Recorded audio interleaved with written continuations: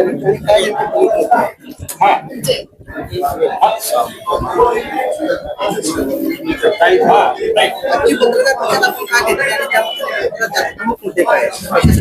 आजची पत्रकार परिषदेचे प्रमुख मुद्दे हेच होते की नगरपालिकेचा लोकवाद वापरून एक अनधिकृत पत्रिका छापली गेली.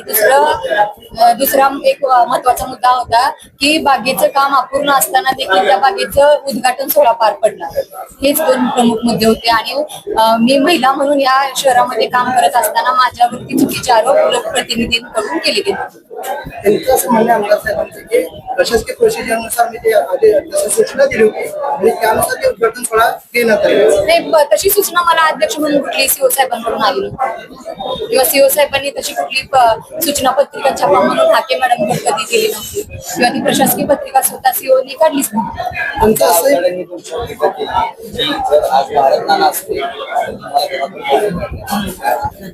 नाना असते तर एकतर मुळात ते उद्यालाच आले नसते आणि दुसरी गोष्टी नानांचे संस्कार नव्हते, ते अवताडे घराण्याचे संस्कार असतील. नानांनी मला मुलीसारखं सांभाळलं होतं आणि नानांनी मला मुलीसारखं सांभाळलं होतं. अवताड्यांचे ते संस्कार आहेत. त्यांनाही 2 मुलं आहेत. मग उद्या येणाऱ्या सुनीला ते घरातून बाहेर काढतील का? याच्यातूनच लोकप्रतिनिधींनी त्यांचे संस्कार आणि महिलांबद्दलचा म्हणजे हे दाखवून दिलेला आहे.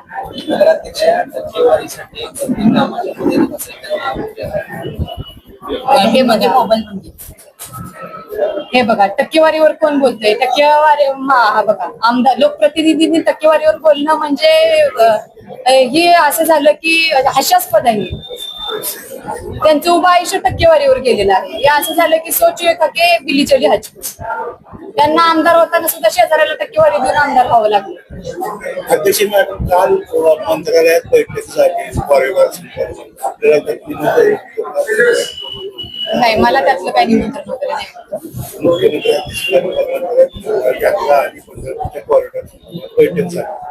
नाही, मला नाही होत त्याचा. सुट्टीचे दिवस आहेत, जनहितात आम्ही ते उद्यान सुरू केलेलं आहे. मग जे विरोध करतायत त्यांना त्यांचे लोक आनंद मिळतात. नागरिकांना पण लोक आहेत असं त्यांच्याकडे काय म्हणतात? जे उद्यान आम्ही उद्घाटन केलं ते सुट्टीचे दिवस आहेत. मे मध्ये सुट्टी असतात मुलांना, नागरिकांना. त्या अनुषंगाने मी ते उद्घाटन केले. म्हणजे जनतेला आनंद मिळतो, लोकांना आनंद मिळतो. तो जे विरोध करतायत म्हणजे कॉमेंट्स करतायत त्यांना लोक असं आम्हाला का नकोय, पण तिथं सगळ्या सोयी सुविधा उपलब्ध होणं गरजेचं आहे. उद्या एखादी दुर्घटना घडली तर त्याची जबाबदारी ते स्वीकारणार आहेत का? मग हे मे महिना आजच आलाय का? 3 वर्षापूर्वी मे महिना आला नाही होता का? 3 वर्षापूर्वी बाळगोपाळ नाही होते का? 3 वर्षापूर्वी तिथं नागरिक आपल्या पंढरपूरमध्ये उपलब्ध नव्हते का? हा सुट्टीचा महिना आताच पहिल्यांदा आला का? बागेला निधी 3 वर्षापूर्वी आला, बरोबर आहे का? मग तेव्हा ओपनिंग करायचा घाट का नाही घातला? आता कशासाठी? म्हणजे काय लपवण्यासाठी तुमचा 8 तास चालू आहे? काम पण कम्प्लीट नाही. मग अपूर्ण कामाचं उद्घाटन करण्याचा म्हणजे नवीन पाहिजे तुम्ही लोकप्रतिनिधी म्हणून तालुक्यात पाडायचं घाट घातला.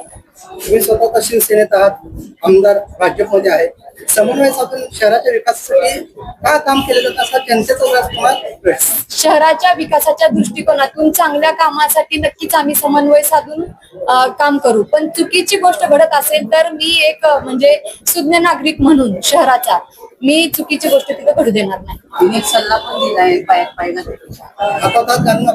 चांगल्या कामासाठी 2 पावलं पुढे, पायात पाय कशाला घालू? 2 पावलं पुढे जाईल. पण चुकीचं काम होत असेल तर मी म्हणजे त्यांच्यासोबत कधीच नसणार आहे. कारण मग तुम्ही उद्या काही पण अर्धवट काम करताना आणि ओपनिंग झालं म्हणजे असं त्यांनी केलंय. पण नुसती खडी हातरून मंगळवेढ्यात रस्ते काम झालं म्हणून उद्घाटन पार पडलं.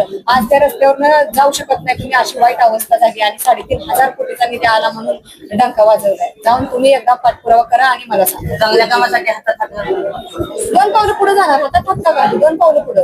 म्हणून जनते उद्यान चालू राहणार का नाही, नेमकं काय असणार? पुढची भूमिका काय? मी त्या उद्यानाच्या 3rd पार्टी इन्स्पेक्शन लावून तिथली जी अपुरी कामं आहेत ती पूर्ण करून, तिथं टॉयलेट वॉशरूमची सुविधा करून, तिथल्या ज्या काही अपुऱ्या गोष्टी आहेत त्या पूर्ण करून, तिथं जे काही म्हणजे अजून सोयी सुविधा लागणार आहेत त्या पूर्ण करून स्वतः पाठपुरावा करून ते उद्यान चालू करू. सगळीकडे असं तुमच्या चिमटे काढले जाऊन जसं पाहिजे. तुमच्याकडे फिरण्याची काय गरज चालली मला? मी मागे एकनाथ शिंदे गटात सामील झाली आहे. मी माझ्या नेत्याकडून काय माहिती झालंय असं त्यांचं म्हणणं. तर शिंदे साहेब बघून घेतील ना तुमचं काय? आम्हाला सांभाळायचं कुणाला? गावताने म्हणतात. तुम्ही तुमचं बघा म्हणा, मी माझं बघते, माझ्या नेता सक्षम आहे.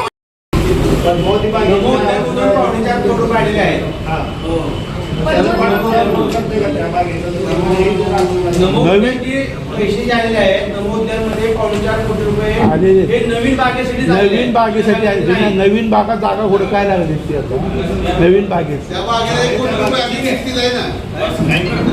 1 कोटी रुपये त्यांनी खर्च केलाय. अजून का उरलं नाही. कुठला? पद्मावती. पद्मावती पण 1 कोटी पद्मावती रुपये फक्त खर्च त्यांनी पेरिंग प्लॉट टाकून हे प्रशासन- वैशिष्ट्यपूर्ण अनुदान 1 कोटी रुपये आले फक्त ते लॉक टाकून घेतले, दुसरं काही केलेलं काम नाही. दिसतंय का ते झालं? दिसतंय का? ओपन